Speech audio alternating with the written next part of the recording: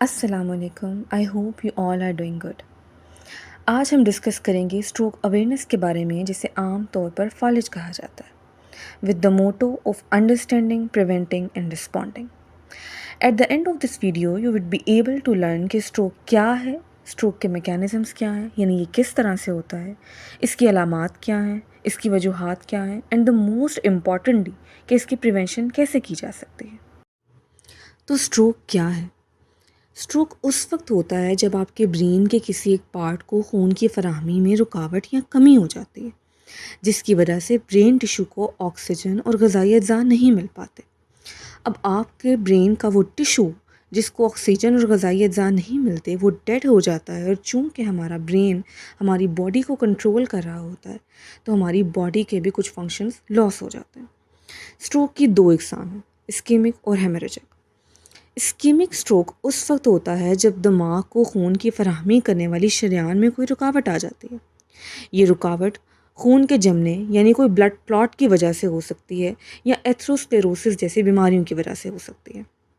Stroke کی دوسری قسم ہے ہیمریجک اسٹروک. ہیمریجک اسٹروک اس وقت ہوتا ہے جب دماغ میں یا اس کے ارد گرد خون بہنے لگتا ہے.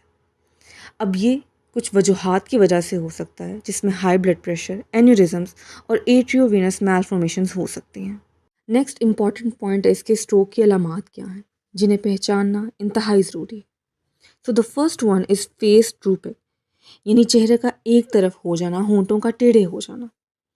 Next is arm weakness, speech difficulties یعنی بولنے میں مستہ ہونا.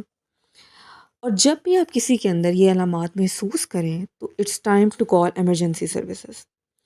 کچھ اور علامات میں سے سڈن نمنس ہے، کنفیوژن ہے، دیکھنے میں یا چلنے میں دشواری محسوس کرنا، اور سر میں شدید درد کا ہونا.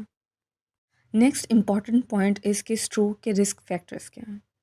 سب سے اہم high blood pressure, smoking, sugar, high cholesterol, موٹاپا، physical inactivity, unhealthy diet, excessive alcohol consumption, family history, age and gender, and certain medical conditions. Next ہم چلتے ہیں اس ویڈیو کے موسٹ امپورٹنٹ سیکشن کی طرف، اور وہ ہے اسٹروک کی prevention. First step is healthy life style choices, جس کے اندر بیلنس ڈائٹ بہت امپورٹنٹ ہے، جس میں fruits, vegetables and whole grains آ جاتے ہیں، اور ایسی ڈائٹ جس کے اندر فیٹس اینڈ کولیسٹرولس ہیں ان سے بچنا ہے. سیکنڈ از کہ ریگولر فزیکل ایکٹیویٹی ہو، کوئی ایکسرسائز، واک، یہ سب چیزیں آپ کی لائف اسٹائل کے اندر شامل ہونی چاہیے.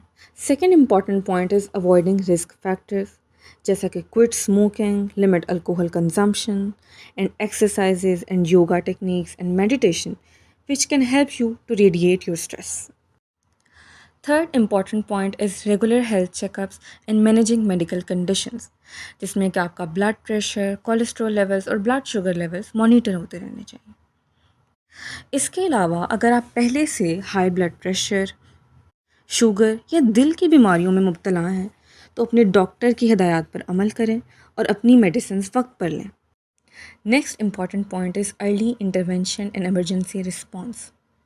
اسٹروک کی علامات کو پہچاننا اور تیزی سے عمل کرنا بہت ضروری ہے. فوری طبی توجہ زندگیوں کو بچا سکتی ہے اور طویل مدتی معذوری کے خطرے کو کم کر سکتی ہے. اگر آپ کو اسٹروک کا شبہ ہو تو فوراً ایمرجنسی نمبر 1122 کو کال کریں. So healthy life style adopt کریں، گیٹ ریگولر چیک اپس اور اپنے ڈاکٹر کی ہدایات پر عمل کریں.